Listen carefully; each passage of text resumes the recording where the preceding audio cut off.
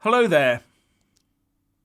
While the Labour Party tears itself apart over its appalling election results, Boris Johnson is setting about expanding the Tory blue wall northwards to replace Labour's now fast cracking and crumbling red wall.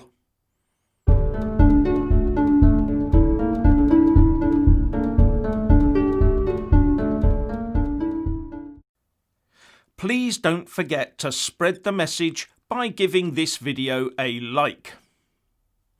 Now, there has been much talk about the Labour Party's so-called red wall that surrounds northern working class communities, protecting them against the ravages of the capitalist and hated Tories like some sort of socialist castle of old. But few talk of the Tory blue wall that surrounds whole regions of the south and southeast outside of London, that protects its communities against the ravages of an envious tax and spend lefty Labour.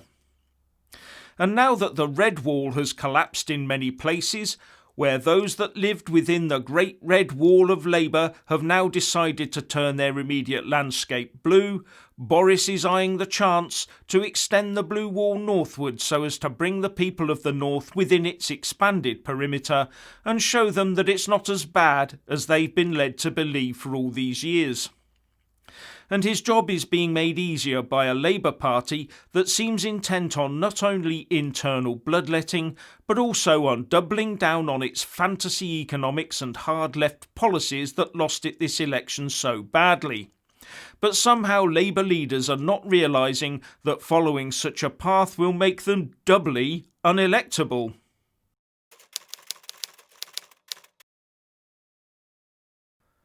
But the Prime Minister knows he has a really tough job here, as the pro-Labour tradition runs deep in these communities. Those traditional Tory haters may have lent their vote to the Conservative Party this time, but that in no way means that it's a permanent conversion. Now, Boris seems to have recognised this, so he has set himself the task of repaying the trust those voters put in him on the 12th of December 2019. And part of repaying that trust will have to be a cast-iron display that the NHS is totally safe in his and his party's hands. In fact, he said he had received the message that the NHS was an overwhelming priority for the people of the UK, loud and clear. Boris knows that £1 less spent on the NHS than promised, one nurse fewer than he commits to, one hospital not refurbished or built as pledged, one missed set of waiting times, and those recent Tory voters will turn their backs on him and his Tory ilk for further generations to come. And that may well be the driver for the pledge to protect the UK's health service that is expected to be included in the Queen's speech when Parliament reopens this coming week.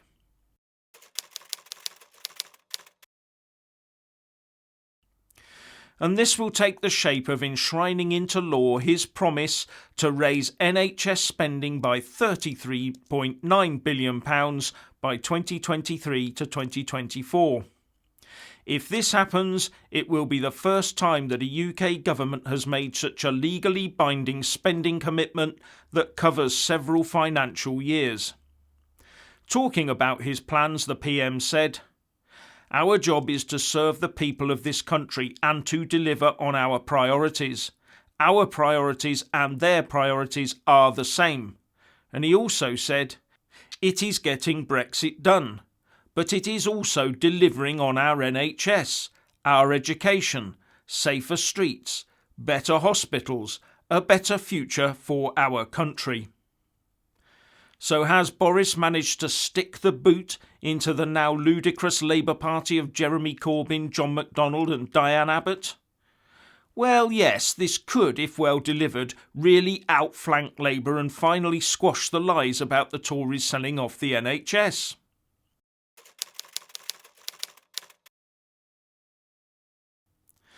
But the greater spend on the NHS must have a direct and meaningful impact, as well as result in a measurably improved service. And by that, I don't mean measurably improved in just manipulable spreadsheet statistical terms. It must also be seen by the average user to have improved. Remember that every announcement of more doctors, nurses and beds will be met with scepticism, while the left will be searching for evidence of hordes of new managers and administrators, as well as mismatches in spending between the North and the South. I would therefore say that if you thought the NHS was already a large political football, it is about to become the only game in the political Premier League. But there is also a delicate balancing act here, and one that should not be ignored.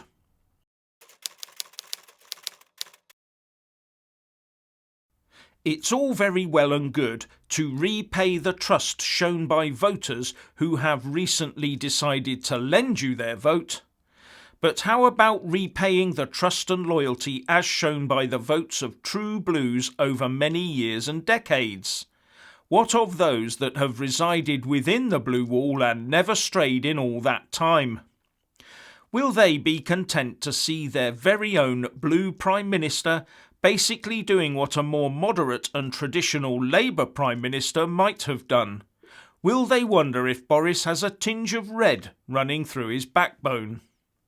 After all, there is always a danger that instead of increasing your long-term vote share, your change in policy stance results in you shedding as many votes to another right-of-centre party as you gain from the left. And don't think that's impossible. After all, who just a couple of years ago could have foretold the drubbing that Labour just got? And look at what Nigel Farage did with the Brexit Party, soon to be the Reform Party, in just a few weeks. That's one to watch in the future, I think.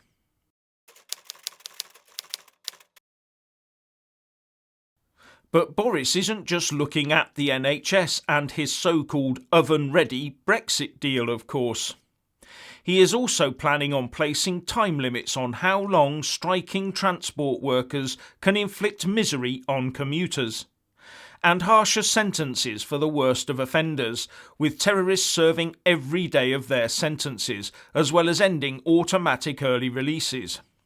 There are also said to be plans for the protection for tenants against rogue landlords, as well as moves to strengthen the union of the UK, especially regarding getting the Northern Ireland Stormont Assembly up and running again.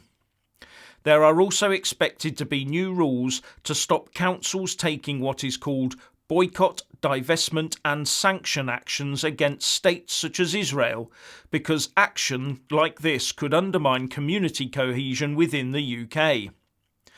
But one further big policy plan is to radically overhaul the hiring and firing structure of the civil service to make it easier to ensure that the service works for the people and that the Brexit and other policies are achieved. Now that one will raise the eyebrows of Whitehall mandarins and have the Sir Humphrey Applebys chuntering in their clubs about courageous decisions that are, of course, impossible to achieve for all sorts of legal reasons, Prime Minister. And the Telegraph reports, Dominic Cummings, Mr Johnson's chief aide, is to spearhead plans for radical reforms to the civil service, including a review of the processes for hiring and firing officials to ensure Whitehall delivers the Prime Minister's agenda. And the thinking is that the Prime Minister's programme for the next parliamentary term may be far more radical than people realise, requiring very tight control over the civil service.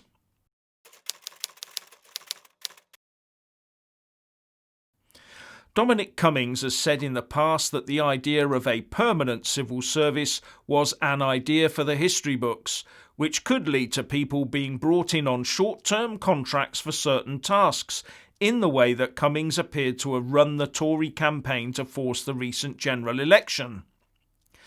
All sounds very US style to me, having a sort of 0 hours Uber style setup to deliver the nation's policies on defence, policing, education, health and the like. Replacing our dusty civil service with a fast-moving set of cheap temporary hires might sound attractive to some, but there is a balance to be had here. as going too far will just end up with a bunch of yes men and women doing exactly as they're told with no incentive to point out the glaringly obvious flaws in any plan because they can just take the money and run in a few months' time. And further, such a setup would probably result in the same mistakes being repeated time after time after time as new people come in and many lessons go unlearned. The way this is being talked about makes it sound like someone wants to treat the country as some sort of start-up business. You know, flying by the seat of your pants from day to day at top speed, ducking and diving your way between crises all the way. Great for a start-up, but not sure if it's quite the approach we need for a mature organisation that controls an army, an air force and a navy equipped with nuclear missiles, as well as dealing in life and death situations across the globe in some very delicate negotiations. Or maybe the country will be run by CV. You get the idea. Those with the most glowing of self-written CVs get the chance to be paid stonking amounts of money to run and cock up contracts, railway style. Either that or it'll just end up as a gravy train of jobs for the boys set up for the trusted few. A trusted few that change direction in response to every political breeze that blows, and therefore a trusted few that are never going to be impartial, balanced or neutral. I suppose it all comes down to whether you think the service should be full of buccaneers or full of steady-as-she-goes types. Anyway, what do you think? Please share and comment, and thank you for watching.